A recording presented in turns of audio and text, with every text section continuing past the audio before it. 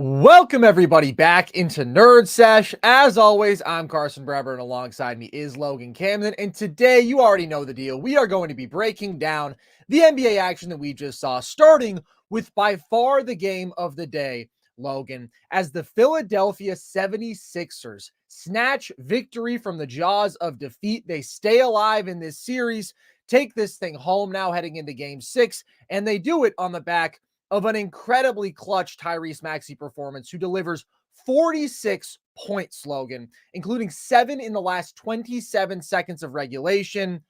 What does this performance say to you about him and the level that he's at right now and what that means for Philly?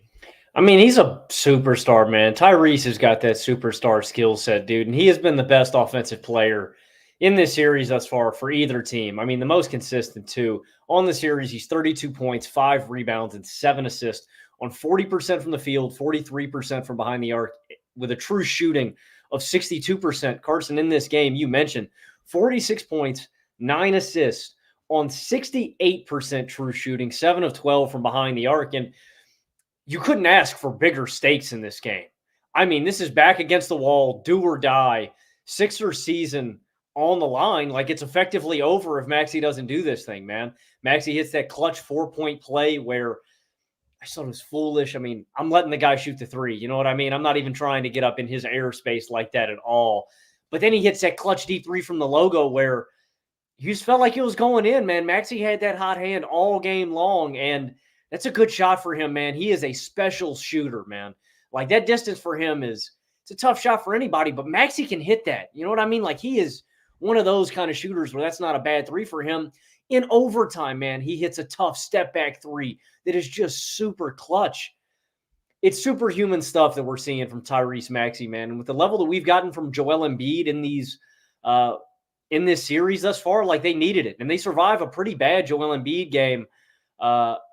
Maxey carried them, man. Maxey carried them through, and he's carried them through the majority of this series. Like, he's been the best player on the Sixers thus far, and he's been the best offensive player in this series, point-blank period, man. He's a superstar in the making, man, and this was a superstar performance. As is this series, man. Maxey's done superhuman stuff damn near every single game. He's been so good, so consistently. And I believe you said he's 40% from the field. He's 50% on the field from this series. So he's been exceptionally efficient on top of this crazy volume. And he's just unguardable when it's pull-up jumpers falling like this. And there was a weirdly extended stretch this year, especially when Joel Embiid was out, that Maxey was struggling as a pull-up shooter. And so his efficiency there was actually towards the bottom of like the highest volume pull-up shooters in the league, which is just an outlier considering how well he shot the ball over the course of his career. But it has been going in this series. And when it is going like that, the guy is just unguardable because he's one of the quickest downhill guards in the league. He is one of the truest three-level scorers that we have, especially with that lethal floater game. And you see all of that in this game. The ball handling is exceptional. The footwork, he has a super impressive scoop finish. And when he rejects those screens, like, he is just so quick. He's by you in a second. We have, I believe, the 2 most prolific screen rejectors in the NBA facing off in this series with him and Brunson. And that speed is just really, really tough to deal with. And then the shooting was exceptional. Like, whenever they dug on Embiid post-ups and it was Maxey who was 1 pass away, he was shot ready. He made 3 triples like that. And then in the fourth quarter, you have, of course, the 4-point play and the logo 3, as you mentioned, but you also have a tough and 1 floater just a minute before that, although he doesn't make the free throw, and he does miss a few free throws down the stretch that if he had made, the Sixers would have won this game in regulation. But this is a phenomenal breakthrough series from him. And this is a guy who I have been extremely high on forever. I've said it a million times, but I'm going to keep bragging about it. I said he was the most skilled scoring prospect in the 2020 draft, and he went 21st overall. And look at him now. The guy's an absolute stud.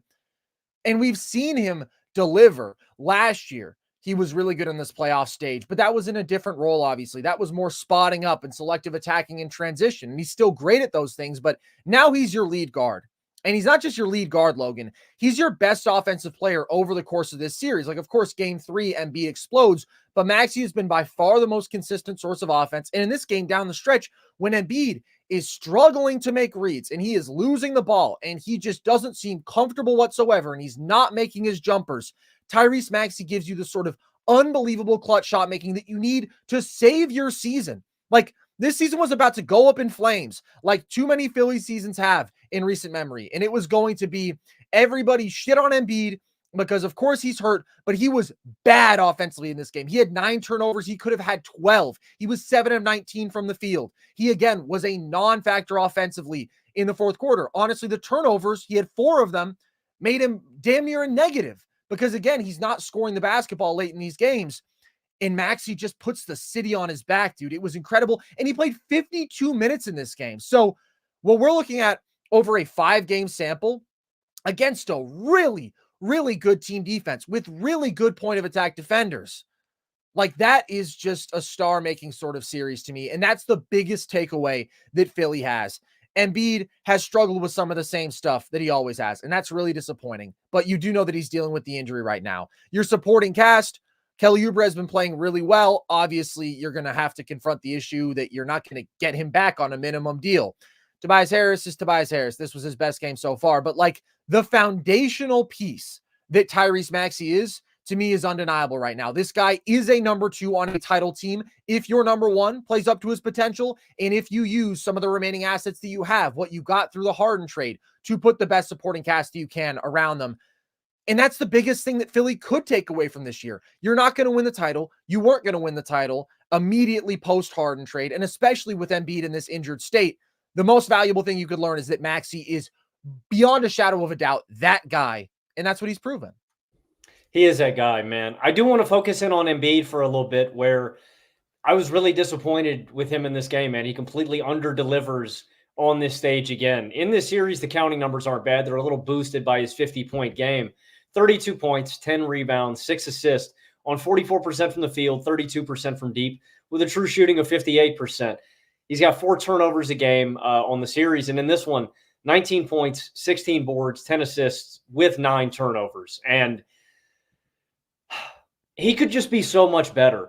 That's my takeaway. Like, he just wastes so many possessions, man. Embiid leaves me wanting so much more from him. Just foolish passes where he's throwing passes away, man. Errant ones, out of bounds. And like you mentioned, dude, significantly, Embiid is constantly struggling with double teams. Excuse me, man. Like, he's doubled in the corner on this one possession near the baseline, and he tries to kick it to Batum. Out of bounds. Like, just a bad kick. And he's always been able, he's always struggled with doubles. Some games are better than others. This one was noticeably bad. But the other thing that really aggravates me about Embiid's game is how stagnant some of his possessions are. You know what I mean? With the Knicks and these other teams, there's really good flowing offense, and there's a lot of ball movement, and they get their teammates involved. And even if it's not directly going to a guy where they're setting up a shot, it's something that's setting up a play on the backside where there's an Embiid handoff or, a screen or something that he could do just to get the offense going a little bit. A lot of Embiid possessions are he's going to catch the ball and he's just going to stand there in triple threat for 10 plus seconds. And there's a shot clock violation in this one where I'm like, Embiid, what are we doing? Can we move the ball? Can we get the defense in rotation? And the result is the offense is just standing there in place. There's no movement. And a result of a lot of these possessions is a tough jumper that Embiid is most likely going to miss. And I thought he had an answer for when his jump shot was failing him in this one. He turned to his post game, but they were in situations where I thought it didn't make sense. That's what's so frustrating to me about Embiid. Carson, there's this one possession late in this game where he gets Josh Hart on him at the right elbow, and he's facing up on him. And Hart knocks the ball out of his hands, he recatches it, and he takes another jumper. And that's a scenario where I thought, okay, Embiid, use your body, back Hart down, go down to the low block, and just body him and get an easy baby hook, get an easy post fade, or kick it back out to somebody. And then later in this game, he tries to back down a guy like Mitchell Robinson and Hartenstein, and he's getting walled off. And specifically late, Robinson pokes that ball loose, and it's a turnover. Like, I just think Embiid he's got all the tools, the elite jump shooting, the elite pull-up jump shooting, the size, the strength, the touch, the handle, the game.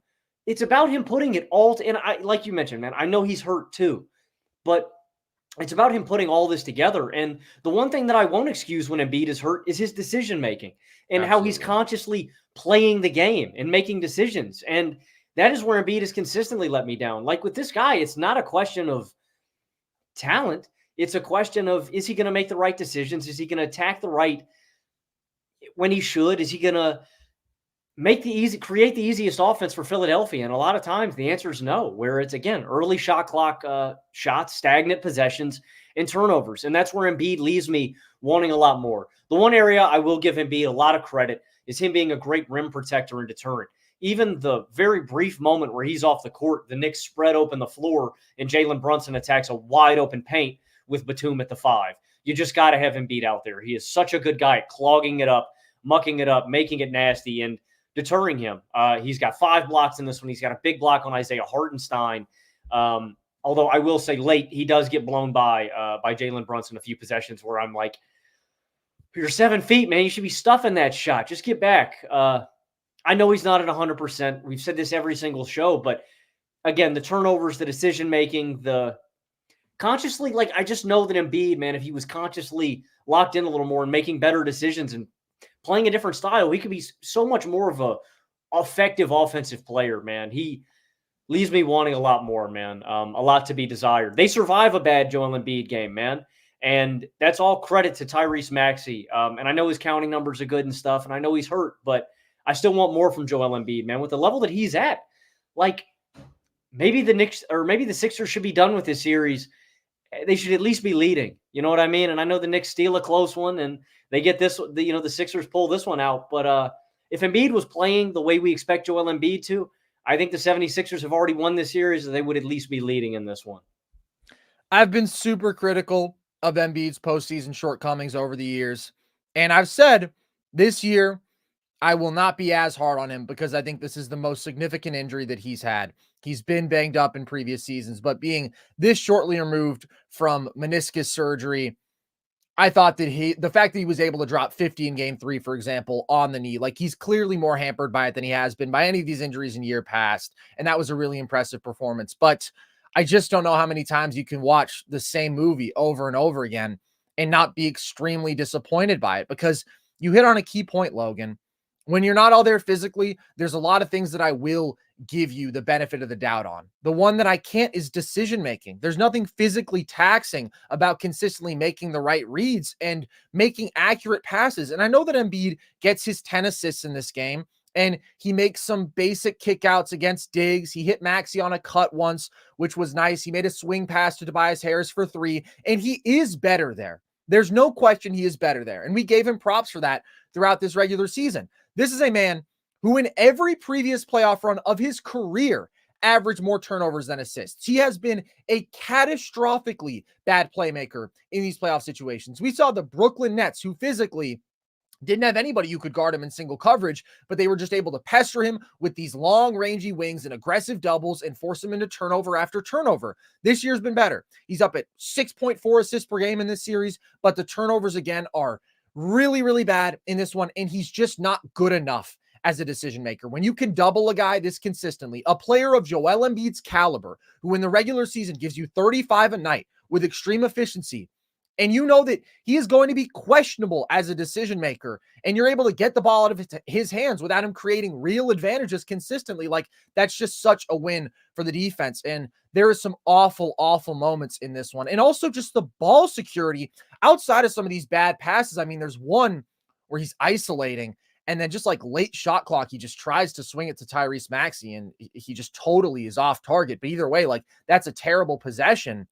He misses Tobias Harris on a cut, is just way off target, but he got stripped about 20 times in this game. And I legitimately think he's expecting a whistle on like half of those. And this is, again, the downside of playing a style where you are constantly expecting the benefit of the doubt with the whistle.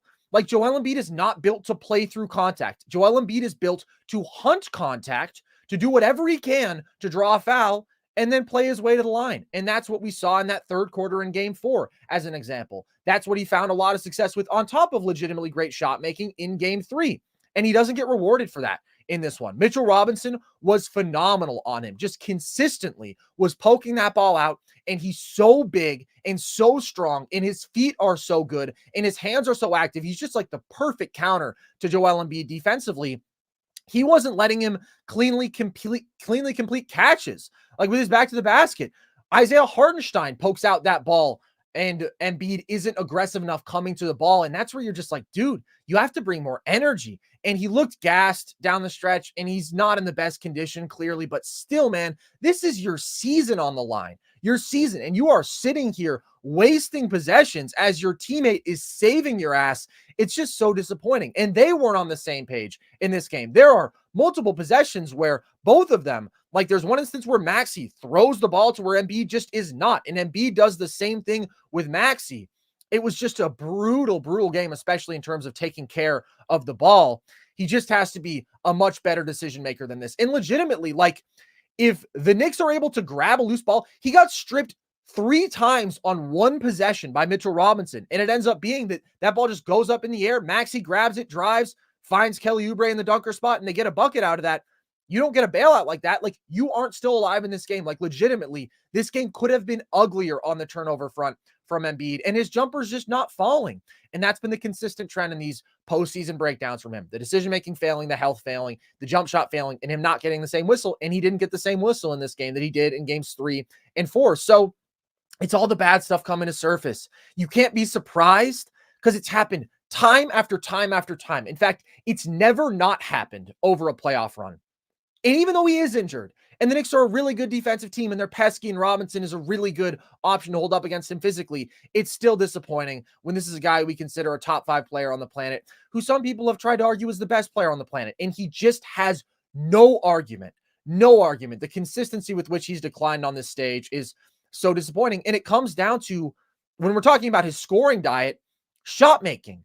Because, yeah, he can get to the line. He has never been a good shot maker in the postseason. And this year is more the same. His effective field goal percentage is under 49 in this series. League average in the regular season was 55, bro. He's below league average every year when he gets to this stage.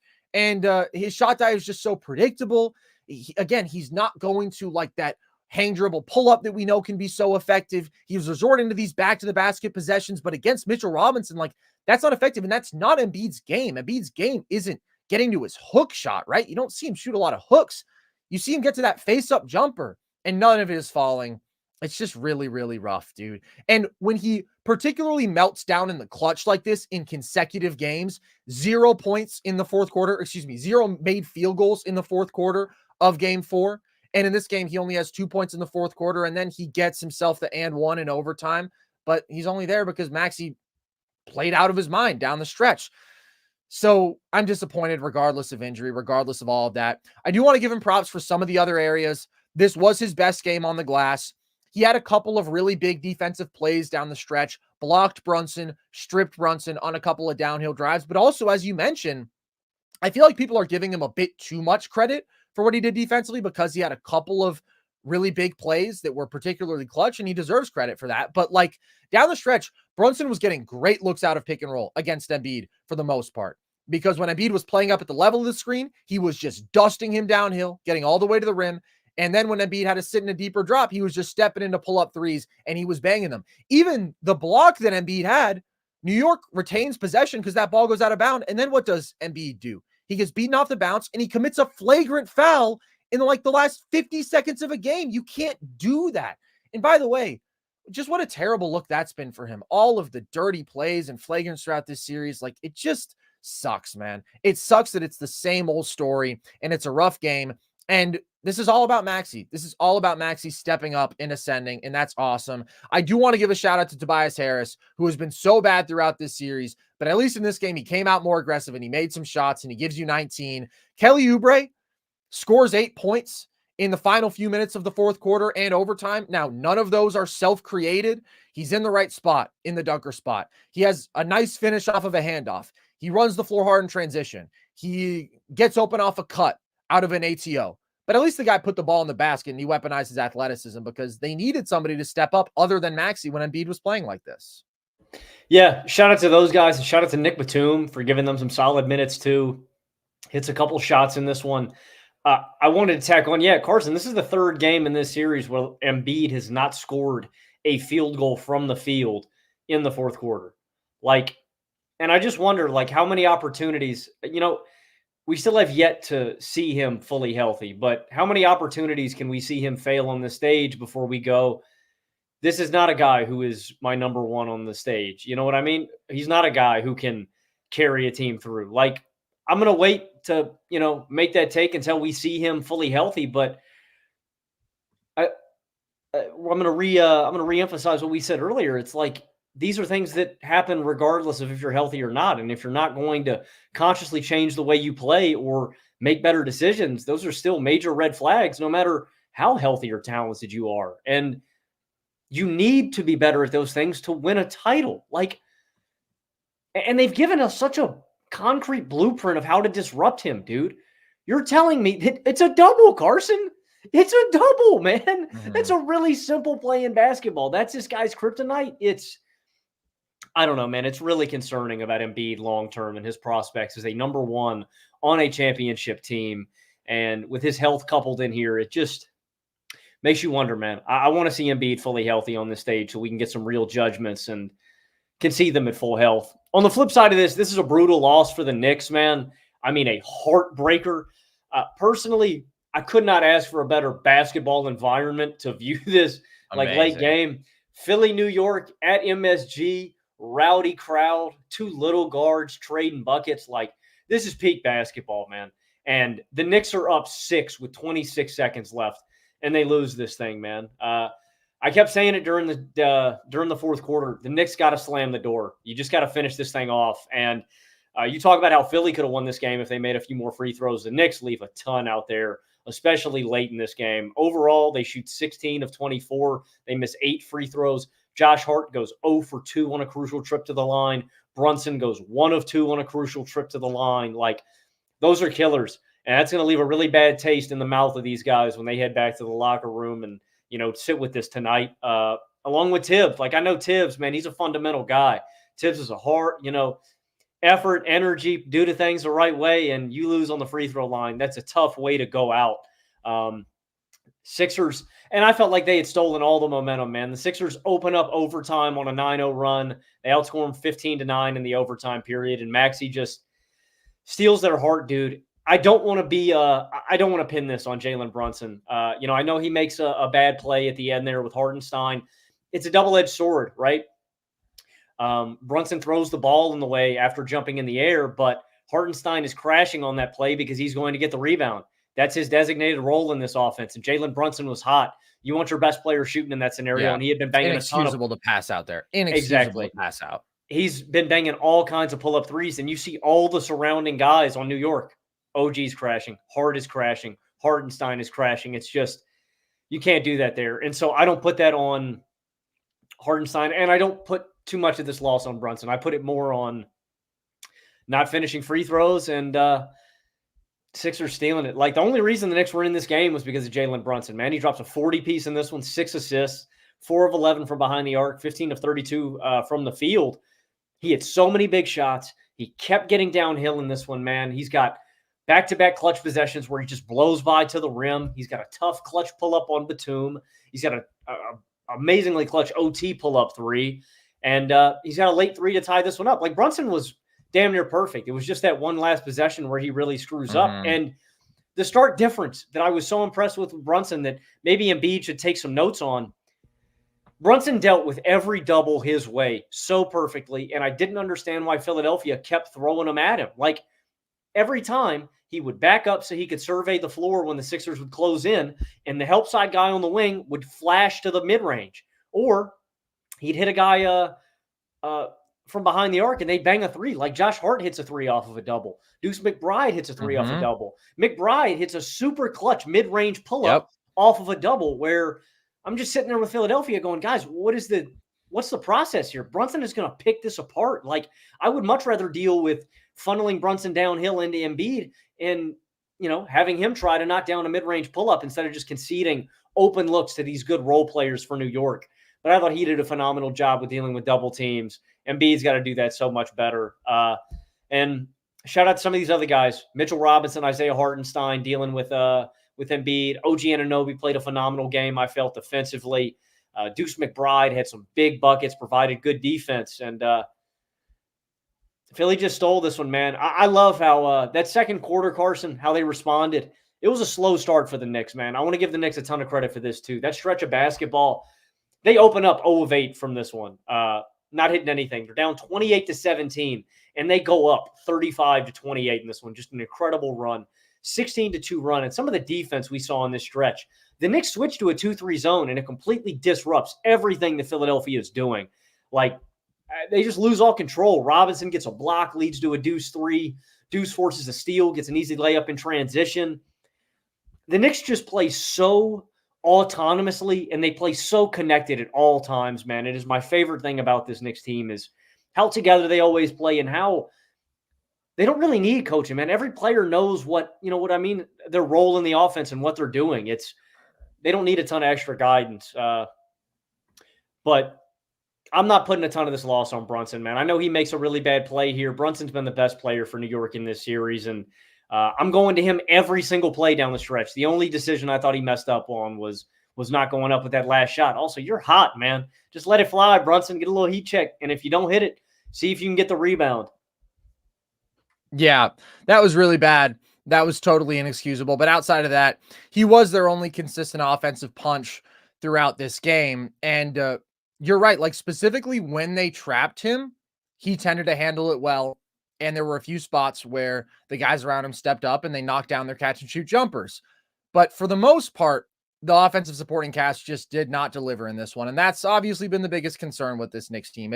Are you going to get enough from anybody other than Brunson? And it's been up and down on that front. I still think OG played really well offensively and gave you some nice self-created buckets, but it just wasn't good enough from the spot-up shooters. You're 28% from deep, and for once, you didn't dominate the hustle categories. You didn't dominate on the glass. Philly wins this game on the glass. Like, New York comes into this game averaging like more than 15 offensive rebounds per game. It's ridiculous. And so their offense hasn't been seamless and efficient. And even Brunson, as he's put up these monster numbers over the last few games, like, his efficiency hasn't been crazy. And in the first 2 games, it's been brutal. Like, them securing extra possessions has been absolutely pivotal, and they just aren't able to do that in this game. And ultimately, it's not like they had a bunch of glaring gaffes down the end of regulation. Like, obviously you can't afford to miss free throws in the fourth quarter or overtime, but like, Maxey made a couple of special shots, dude. You can't foul him on that 4-point play, but I saw somebody be like, you got to run him off the line on the 3 that he hit to tie it. What line, my brother? He's at the logo. Like, what? There's no 3-point line to be run off of. He's pulling from 35 feet. Like, when a guy makes that shot, you just kind of have to live with it. So this is the reality of this series. Like, Philly has 2 potentially dominant offensive weapons. New York has 1. And so Philly has the luxury that even if Embiid isn't his best, you have a guy who can be the best player on the floor. And that's what Tyrese Maxey was in this game. And that's why the ceiling for Philly has always been higher. That's why Philly punch New York can't compete with. And Philly didn't throw their best punch in this one, but New York didn't either. So this remains a really, really competitive series. It's really interesting to me. I think these 2 teams are very even. All of these games have been so competitive, but obviously you have to be kicking yourselves if you're the Knicks, because you gave the team that does have more star power a chance to now go back and win on their home floor. And you probably are going to get a better Embiid. Like, it hasn't been a pretty series from him, but he's probably going to be better than he was in this one. And I do want to be clear, like, he is still very impactful defensively, just with his raw size. And he made some really good plays. And on the glass, he was really good. But on the other side, God, it's just, when you think about the decision-making, he's 30 years old. And he's been through this rodeo so many times of teams just embarrassing him as a decision-maker in the playoffs. That's where we just need him to be better. Embiid also, though, Embiid has played less ball than a lot of these guys, too. You know, he got a late start in his career, and I don't know, relative to, he's 30 years old. I'm not bailing the guy out. He has played enough, but he's also missed a lot of time in comparison. I'm not cutting the guy slack. He should be a lot better. Like, you'd figure he'd learn by now. I do want to ask you one final thing on Knicks Sixers. Do you think the Knicks should have fouled late game? Like, is that something that you turn to? Like, when you're up 3, do you foul them and just send them to the line? Do you think that's a better late game strategy in that scenario? Yeah, I'm generally a proponent of foul up 3, even though I think it sucks when you have ample time on the clock. Like, I remember when Chet hit that game winner or game tire against the Warriors, and everybody was like, you got to foul. And it's like, well, there's a second on the clock. Like if a guy's going to catch and immediately fire, you can't intentionally foul. But in this situation, I think there was enough time. But as I recall, he got down court pretty quickly. He was moving pretty fast, got into that high screen, and then he just pulled. So there's not a perfect answer. Like most dudes just aren't going to make that shot. Maxey was just in a crazy rhythm. He made the shot. Yeah, that's fair. And that's what I think was so great about that shot. Nobody expected him to take it. The defense is getting set up for him to, get somewhere closer to the 3-point line, and that just caught him off guard. Maxey's special, man. Maxey is so, so special. That was awesome. He's had such a good series, man. I'm glad it's validating a lot. I do trust him, man. I trust him as that second guy on a great team. He is ascended. He was great when he entered the league, man, but he's come so far too. In other areas like ball handling, playmaking in this one too, man. I don't want that to get lost. He had some good passes in this one too. Mm-hmm. Maxey's the total package, man, and it's been a lot of fun watching him realize all these skills, dude. He's a special player. Yeah, he's been awesome. Do you think Philly has a real chance to win this series in 7? Yes, of course. When there's an offensive skill gap like this between these two teams, I definitely think there's a chance. And it's going to be this entire series. Every fourth quarter has been so close. Like, it's really going to be about which team. I think the Sixers and Knicks are so evenly matched. It's really going to be about what team executes better in the fourth quarter and down the stretch. It has been every single time, man. And 2 of these games swing the opposite direction than they should have. I think it's just so appropriate, man. The basketball gods, the Knicks steal when the Sixers should have won. The Sixers steal when the Knicks should have won. I do, because I think it is going to be neck and neck every single game in this series heading into the fourth quarter. And can the Sixers outplay them on the biggest stage? And the beauty is that Embiid has played so poorly in the fourth quarter of all of these games that if you can just get him to an average level in the fourth quarter or good Embiid, you don't even need great Embiid, it feels like. If you can get that guy in the fourth quarter, I definitely give the Sixers a shot, man. It's just impressive that they're here with Embiid playing this poorly, man. I 100% give them a shot. They have a shot just because they have more high-end talent. I still wouldn't pick it. I would say that it's probably Knicks in 7. It feels like Philly should be able to hold down their home court. And I still think, like, there's a reason that New York is up 3-2. Of course, some of this has just been, like, the craziness of all of these games. But now both of these teams have basically choked one away, right? They both have one legitimately improbable late-game comeback. I still believe in the depth of quality players on this Knicks team. I still believe in the spot-up shooting. I don't believe in the offensive creation outside of Brunson, but I do believe those guys can and will shoot a lot better than they did in this game, and they have over the course of the series. I do still believe overall in that advantage that they have on the glass, and it's just been so spotty from Philly outside of Maxey and Embiid. Like, Oubre has stepped up in these last couple games, and he's been awesome defensively throughout this series, but early he was a non-factor offensively. Tobias Harris has mostly been a non-factor offensively. New York just has more guys who I trust, and I do believe Brunson can be the best player on the floor. And in one of these 2 games, probably will be the best player on the floor. And I think that's a formula that's gotten them here. And that's a formula that they need. Last thing, dude, before we move on from this game, Cam Payne got in a skirmish. I can't remember who it was with. I think it was with Brunson. And I just thought to myself, Cam Payne must get hit with the most vicious trash talk, bro. Like if you piss somebody off in your campaign, they probably look at you and they say, you're so conventionally handsome. Your jump shot is so aesthetically pleasing. Yeah, that's what I imagine they would say to him. I think I'm going to refrain from what I was actually going to say about Cam Payne, man. All right, take it easy on him. He's been good this series. He's given them little sparks of offense. He had a game.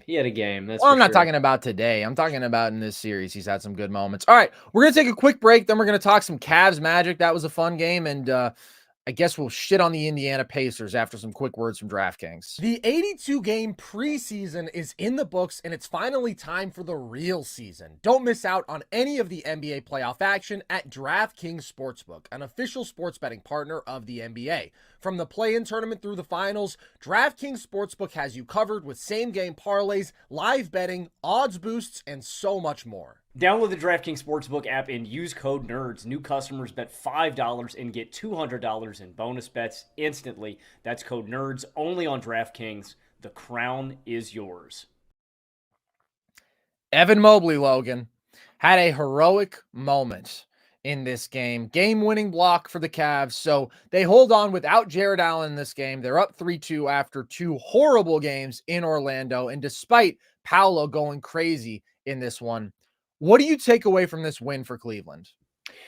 I still believe Cleveland's advantage in perimeter creators gives them such an easier route every single game to offensive creation. Like, I know Mitchell and Garland have their games where their liabilities defensively and they're not creating anything offensively, but if either of these guys get hot for stretches, they can just carry an offense the way nobody for Orlando can. And I know Paolo balls out in this game, and I'm going to get into that. Like, I liked a lot of what I saw from Paolo. It wasn't perfect, but Paolo played a really good game. But just Mitchell's consistent downhill pressure, especially in this one, he shoots 10 free throws in the second half, gives you an easy avenue for offense late when stuff is stagnant and you're not hitting jump shots. And, that's Cleveland's tendency.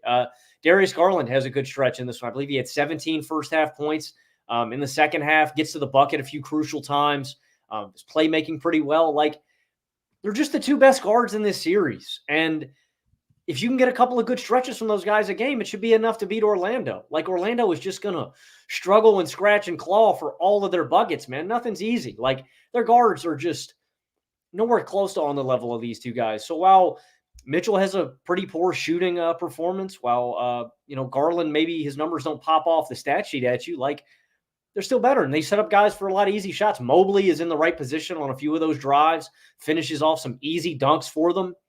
And that's going to be enough to beat Orlando, man. Like, it is. And I thought that Orlando could steal this one a little bit. I thought their offense got a little stale towards the end. It was a lot of just Paolo settling for jumpers. But, I mean, that was working, dude. And you're going to trust the hot hand when he's had a game like that.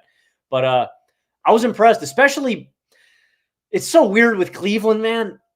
When they put the shooters out there, like, dude, Morris is banging threes in this one. Morris is giving you impactful bench minutes. Mm-hmm. That's what's so weird, man, is sometimes they can try out these weird, like Strus hit some big shots in this one. It's so strange, man. Like, I think you got to ride the hot hands if you're Cleveland too, dude. Whoever's hitting threes, and they always need a floor spacer or somebody out there.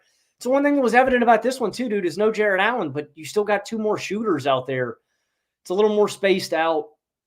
I still wonder about their fit long-term and stuff like that. None of those concerns have gone anywhere, but I still believe Cleveland has a really drastic offensive creation advantage, and that's going to win out, man. I want more consistent Garland, and I want more consistent Mitchell, but these two guys are so far clearly the best offensive players in this series.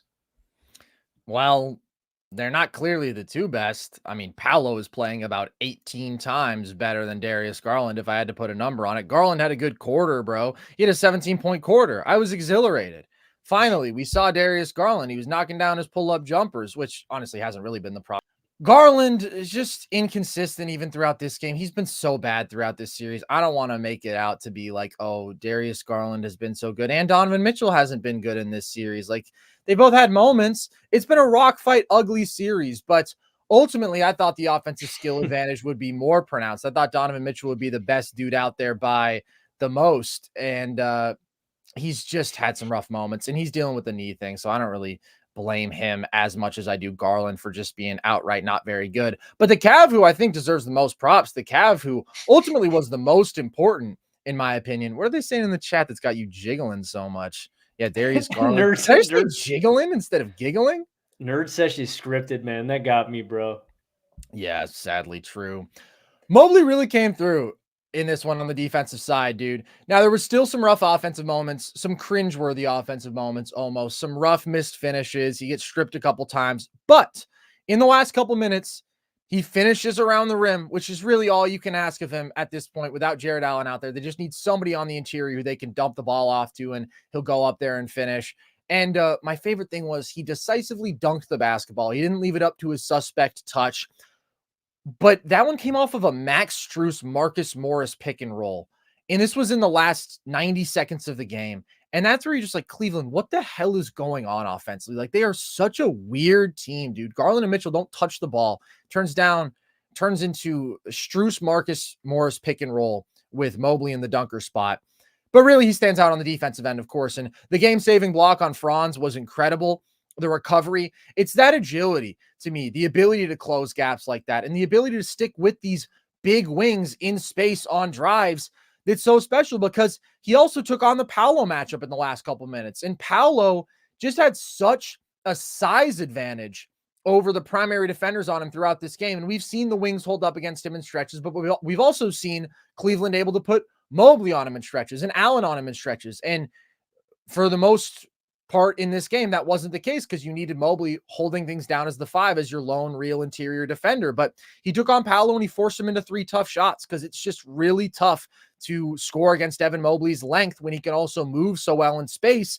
And that switchability is always going to make him one of the best defenders on the planet. That ability to take on wing matchups and legitimately be the best option, but then also to be this great rim protector, phenomenal. He has 4 stocks in this game, and he held down the glass. So Evan Mobley, again, it wasn't the prettiest game. It's not ever going to be from him offensively, but just demonstrating that defensive value, stepping up when they desperately needed him as like the lone actual big. I mean, you get Tristan Thompson minutes in this game, dude. It was getting dark out there for the Cavs, and Mobley came through and they gutted out this win. Every game in this series is going to be ugly, and for the most part, it's going to be tough.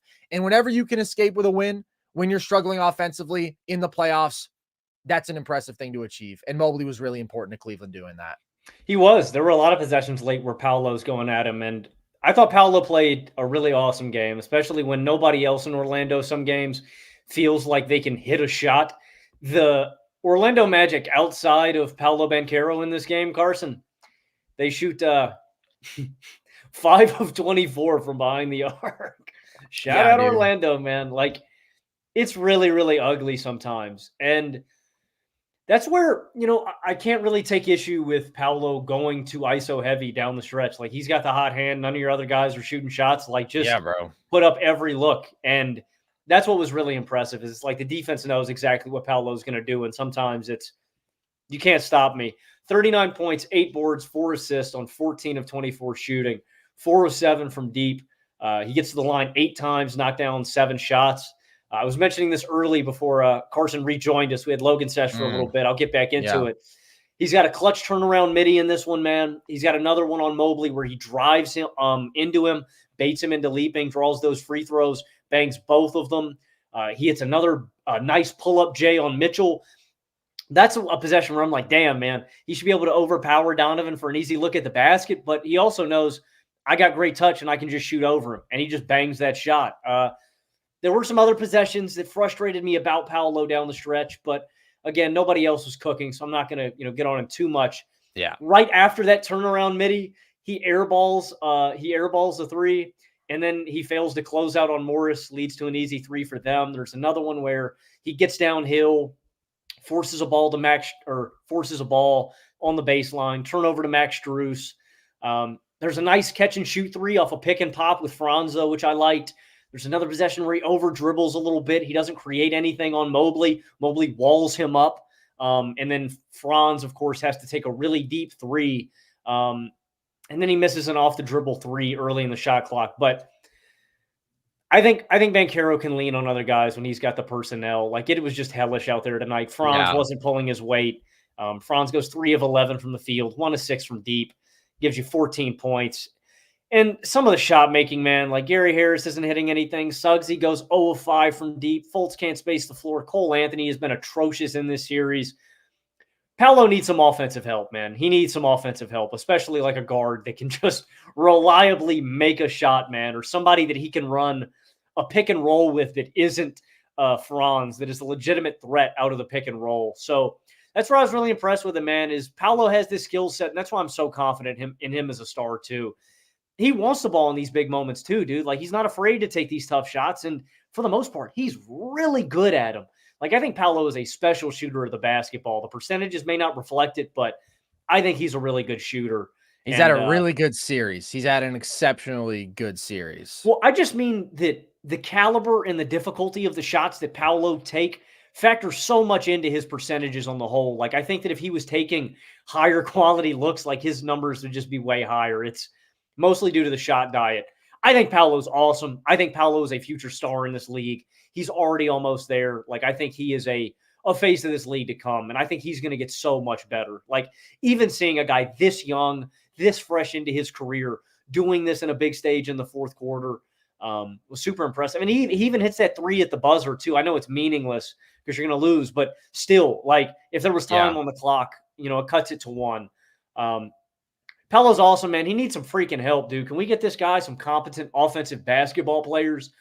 Please, Orlando, please. No. Unfortunately, the answer to that is no. Franz obviously had one awesome game. Game 4, he was so great. But outside of that, he's been underwhelming. I've been impressed by Paolo, though, because this was obviously going to be a huge test for him going up against a team with this combination of excellent defenders built to challenge him. Strong, big wings, 2 versatile bigs who can both handle him as a primary matchup, but then also are going to be great in help, and they're going to force you to try to beat them with playmaking and have your spot up shooters knock down shots. And Paolo has had to resort to a lot of tough shot making because this is a tough matchup. But he's come through, dude. Like, this has been impressive to me. He's averaging 25, 7, and 4.5 on 56% true shooting. Of course, that's not like good scoring efficiency, but in the context of this series, it's actually slightly better than his regular season efficiency. And to do that with all of the offensive struggles around him against this defense, just in the playoffs period, in your first playoff run, like, I'm impressed by that. And yes, it's been inconsistent and there's been rough showings and the turnovers have been a problem. He's averaging almost 5 a game, but to have 2 performances like he did in games 3 and 5 alone against this defense, like, it's just ridiculous, bro. I mean, the turnarounds, the step backs, the off balance, tough shot making, so impressive. He's confidently stepping into threes in this game, both pull-ups and off the catch, which is so important.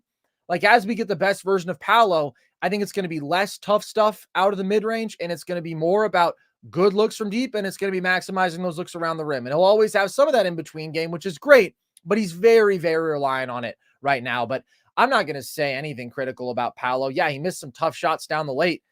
Him making a bunch of tough shots was also the only reason that Orlando had a chance in this game. So it's very impressive to me for his first playoff run. Yes, he still has to refine his decision-making and get easier shots for himself down the line and become a more efficient offensive hub, but he's played better than I expected him to in this run. He's overachieved expectations. And ultimately, like, a lot of this series has just come down to whose supporting cast is capable offensively, who can make a spot up jumper. And Orlando was off to like one of the worst shooting series that we've seen through the first couple games. And then games 3 and 4, right, you get Suggs and Isaac, like the supporting cast starts knocking down shots.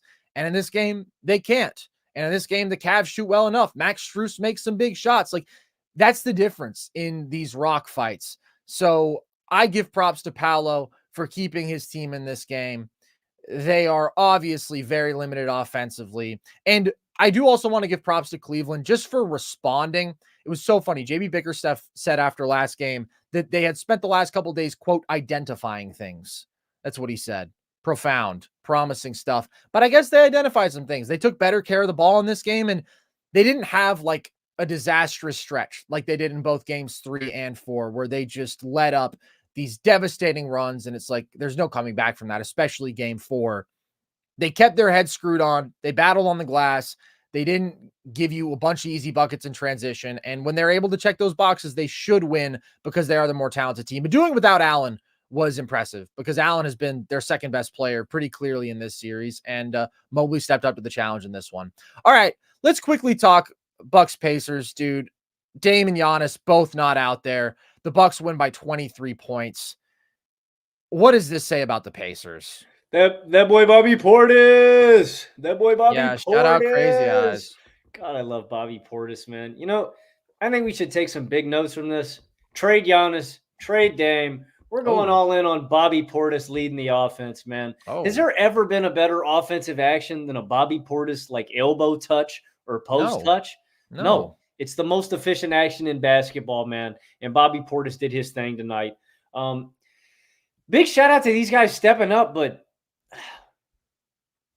like Indiana, like, guys, you couldn't have got this thing gift wrapped to you better, man. Yeah. No Giannis, no Dame, and just ugly, dude. Everybody's missing shots in this one. The effort is just weak. Like, that was what I was really impressed with Milwaukee is they cranked up the effort. They dialed up the aggression, like the energy. The vets like took over in this one, man. They played Indiana a lot more physical. And the thing that I was most impressed with Milwaukee is, they were going to have to play this game differently. You can't go with the regular recipe where it's Damian Lillard leading your offense or, it's, Giannis. You don't have either of those guys. You got to completely change the style of basketball that you're playing. And I thought they slowed the pace down really well in this one. They upped the defensive aggression. This is the best defense I've seen Milwaukee play, all series, honestly, man. And it was with no Dame, no Giannis, which is kind of crazy. Pat Bev played a good defensive game. He also served them buckets in the second quarter. Bobby Portis, I thought, did well defensively. Brook Lopez, they slowed down the pace. They made Indiana play their game. But, dude, I was just so disappointed with Indiana, bro. This is a game where you should just run. It shouldn't have been a contest. You wipe them off the floor. And ironically, like the Knicks do with Philly, you are giving life to a team that should be devoid of any. This is a game where you got to slam the door. You got to crush their soul. You got to finish it off. And now, oh man, there's a little magic. It's a little, there's a little something there. Can we get a little? Can we Giannis get a little was run warming going, up on the court. And he didn't play, obviously, but he's getting closer and closer. You're buying more time. Exactly. And that's what you don't want to do to this team. You don't want to give them any life. And I was just disappointed that they didn't close the door. I thought poor effort all around. I was really disappointed, just especially defensively too, man. And big shout out to the boy Bobby Portis, man, playing physical big boy basketball with these guys, man. Bobby Portis is the man. Yeah, dude, I got to give a shout out to both Bobby Portis and what Khris Middleton has done this entire series is outstanding. I mean, both these dudes are just tough shot makers. And if they have a size advantage, they'll go over top of you and they'll just beat you with those turnarounds. And all the mid-range shot making has been super impressive from them. Shout out Malik Beasley. He was banging threes in this game and he made several really high effort plays defensively. Pat Bev plays a good game in this one. He also hits the zestiest too small celebration that I've ever seen, bro. That was so funny. Popped the hand on the hip and then swiped the floor damn near. It was pretty impressive. It seemed like he'd been practicing it. But this is all about Indiana. This is, as you said, a gift-wrapped opportunity. You're up 3-1. I get that you're on the road. Boo-hoo, bro. Damian Lillard and Giannis Antetokounmpo are not on the floor. You're the number 2 offense in basketball this year. You have Pascal Siakam and Tyrese Haliburton. Just based on those facts alone, you should be able to pull out a game like this. And it's just bad from everybody. And the effort and the lack of urgency to me, this was just such an uninspired basketball team. Again, Malik Beasley is jumping passing lanes. He is scrapping with Pascal Siakam for post position. The Bucks are making you work, and they just looked apathetic. Andrew Nembhard just letting the ball bounce out to him. They're not attacking the offensive glass nearly the way that they did in game 4, which was pivotal to them pulling that one out. This Indiana team just isn't very good. And if they had drawn anybody other than the Bucks, first of all, down Giannis and now down Dame as well, they would have been bounced. And the level that they're defending at just isn't nearly good enough to win in these playoff environments. I really like Spicy P and Hallie. Neither of them are particularly good in this one. I think both need to be more aggressive, especially Siakam. He just has to get more touches in that post area where he's been such a devastating mismatch attacker all year. They weren't up to the task. And if Giannis comes back, I don't know that we can expect that, especially if Dame isn't back out there. But again, you've breathed life into this team. You have to close them out because guess what? With Dame and Giannis out there, they are better than you. They are better than you. And you have an opportunity to win a playoff series. And regardless of the circumstances, that's an accomplishment. That's something to build off of. That's something you take home with you. And who knows what could happen? God forbid Jalen Brunson could get hurt. God forbid Joel Embiid and Tyrese Maxey could both get hurt. It would take a lot to open the door. Indiana would be a heavy underdog against either of those teams. But it's just so disappointing to me that they didn't seem to understand the gravity of this opportunity. Yeah, you got to capitalize on it, man. You never know what's going to happen. And there wasn't a urgency. It was oh, okay, well, we're up 3-1, so who cares anyway? And the Bucks are playing like they got nothing else because they don't. This is their season. You got to match that same intensity, man. Big shout out to Pat Bev, also playmaking in this game. He notched 12 assists. He looked like look like a teapot doing that thing, man. Like I'm a A little, little short and stout. yeah, that's what Pat Mhm. Bev looked like doing that. Yeah, yeah, yeah. Yeah, this is an embarrassing loss for Indiana, man, and lack of heart. The one thing I want to ask you, I mean, are they just this much better without Dame defensively? Like, is that a takeaway? Are they better when the pace is slowed down? Can you make any big picture kind of, or is this just Indiana kind of taking their foot off the gas? What do you think? I think both of those things are true. I certainly don't think that the defensive edge that they have without Dame on the floor offsets the offensive edge with him out there. That goes without saying. And they played desperate. They play desperate, and that's a real thing, right? If the other team plays desperate and they're down a star or two and their back is against the wall, like, it's not uncommon that if you come in unprepared, that you just kind of get smacked in the mouth and you end up losing that game. And that's what happened to Indiana in this one. And they're absolutely better when they can slow down the pace. I mean, they have old dudes who like to grind it down with these half court buckets out of the post. It's very, very different from the up tempo style that Indiana likes to play. But this is just bad from the Pacers. That's really all there is to say. And it's been a super underwhelming series. Like, you get blown out in game one without Giannis on the floor. You still have to scrap and claw to win game three, right? Like, there hasn't been a game where they've just totally outclassed Milwaukee. Even game four, when Dame and Giannis, neither of them were on the floor. It's just been disappointing. I thought that this team had a higher ceiling than they've shown after the Siakam trade. I still love Siakam and I love the fit. The reality is just that they don't defend it at nearly a high enough level to succeed in these playoff environments. All right, Logan, before we get out of here, before you say your closing line, you see that Kendrick diss track today, Euphoria? You got any thoughts on it? I thought it was a little goofy, honestly. Oh, the toddler flow. You didn't like the toddler flow. I mean, I'm not really super invested in this beef anyway. You don't know nothing about that. I'll You be didn't listening to like Kendrick that. and Drake. I think they're gonna drop more though. I think Kendrick's coming with more, man. Yeah. Well, he kind of hinted at that with the back-to-back. Shout out Too Much Sauce. Appreciate you in the chat. Here's what I'll say. Since we got a little time to kill here, why not? This is a bit of a slow night around the association. I thought Kendrick had some bars for him in the second half, bro. I thought he had some bars for him. The ghost riding bars were good. The bot abs, that's just crazy to me that Drake bought abs. That's such a bad look. But I'm with you, dude. Is that real? Yes, that's real. He bought abs. What does that mean, bro? Go to the gym. Yeah, bro, talk to him. That's not his vibe. There was a lot of good stuff in there. But I'm with you, dude. And you know what? I'm going to continue to hold Kendrick accountable because I think he's a great lyricist.